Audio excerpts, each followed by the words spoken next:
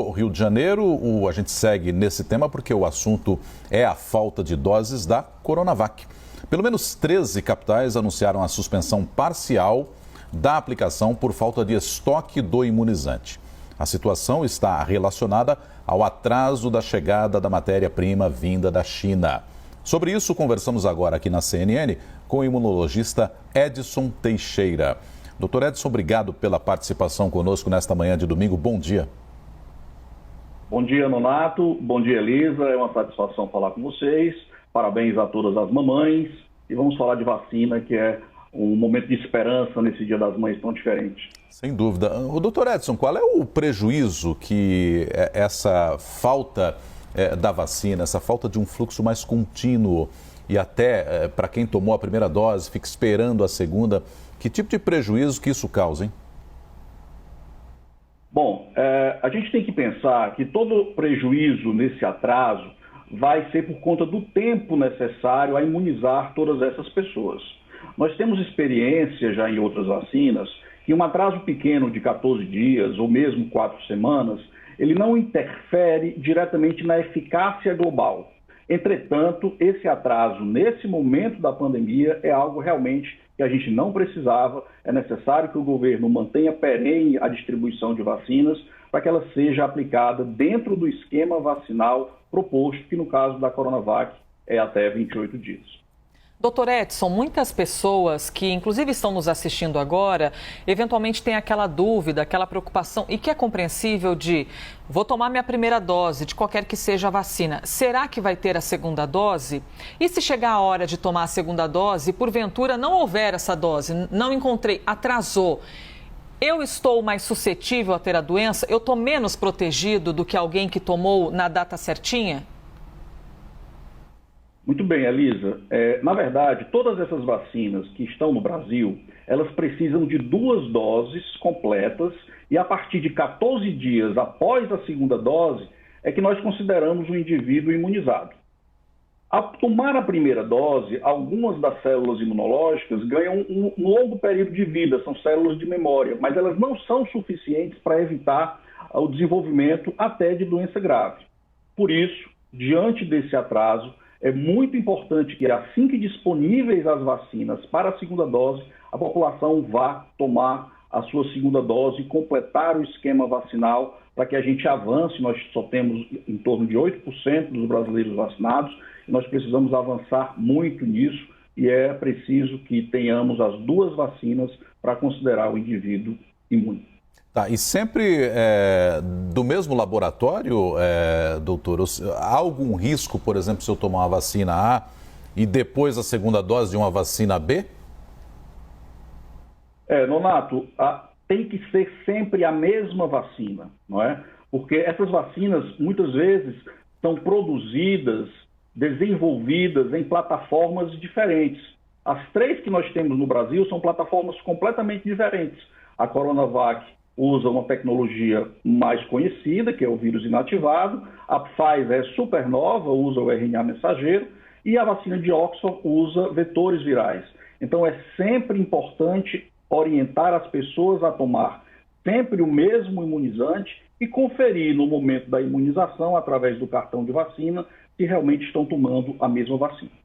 Doutor Edson, nós adoramos trazer aqui participação pela hashtag CNN Domingo, porque mais importante para a gente é conseguir tirar a dúvida de quem está assistindo a nossa programação.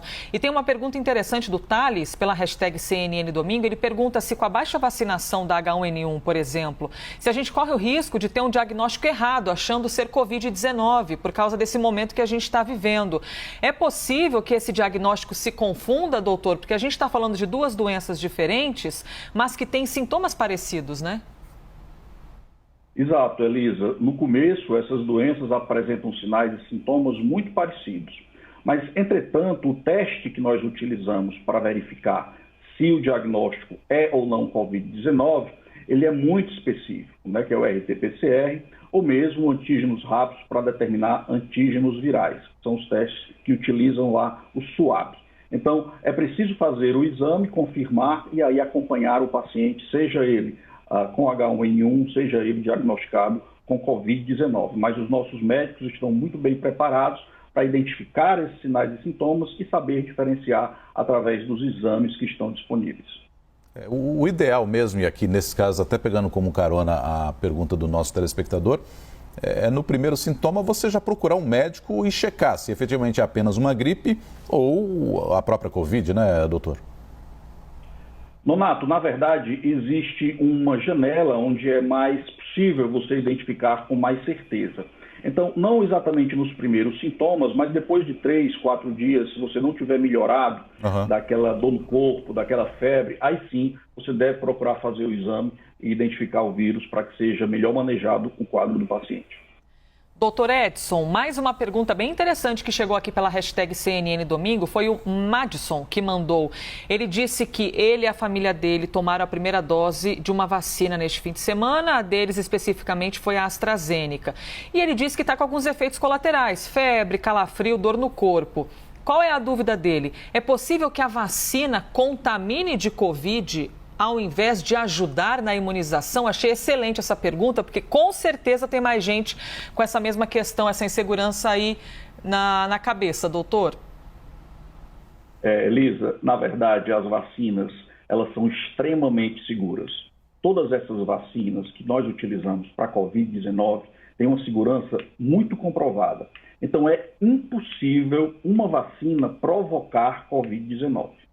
Entretanto, todo medicamento ou todo imunizante, ele apresenta efeitos colaterais.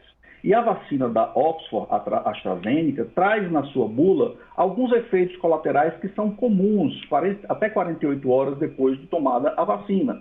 E é isso que o assinante citou.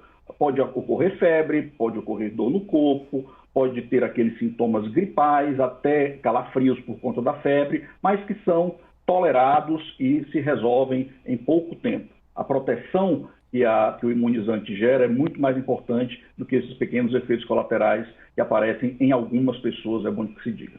Pois é, doutor Edson, isso varia de pessoa para pessoa, né? Tem gente que tem gente que não vai sentir absolutamente nada, é isso? Exatamente, Nonato. Tem pessoas que vão apresentar algum tipo de sinal ou sintoma e muitas outras pessoas não vão apresentar. Existe uma percentagem de sinais e sintomas que são mais comuns, outros que são mais raros, mas todos esses são previstos na bula de cada uma das vacinas. Doutor, a gente tem aqui no Brasil 3 imunizantes, né? Coronavac, o de Oxford, AstraZeneca e também o da Pfizer. As notícias das produções nacionais de vacinas, a exemplo da Butanvac e mais uma segunda vacina que pode ser produzida aqui no Brasil, mas tudo isso para a produção de uma vacina que tem a grife nacional, assim digamos, e também as que vêm de fora e nós recebemos insumos, todas dependem de termos o IFA. Essa produção nacional teria o próprio insumo farmacêutico e que diminuiria o tempo, né, de espera entre o começo da produção e a entrega. O senhor acredita que é possível que com a mas a produção nacional de novas 2 vacinas, a gente consiga acelerar ainda mais esse processo de imunização, doutor? Elisa, nós estamos diante de uma doença infecciosa causada por um vírus e que muito comumente nós não temos medicamento específico para tratar. Então, só nos resta prevenir e a prevenção ideal são as vacinas. O ideal era que nós tivéssemos comprado um número maior de vacinas e tivéssemos uma cobertura de vacina muito maior na nossa população, como, por exemplo, Israel, que já ultrapassa 50%, como o Reino Unido, como os Estados Unidos, que já avançaram acima de 30%, mas nós ainda estamos aqui com 8% só de cobertura em 2 doses, o que é muito pouco. É claro que as vacinas, elas precisam de investimento, e esses investimentos, eles não são pontuais, eles precisam de uma cadeia que promova ciência e tecnologia e investimentos nessa área. É claro que as vacinas nacionais, elas são muito bem-vindas. Nós temos a estrutura magnífica do Butantan e da Fiocruz, que vão produzir essas vacinas quando tiver a produção do IFA.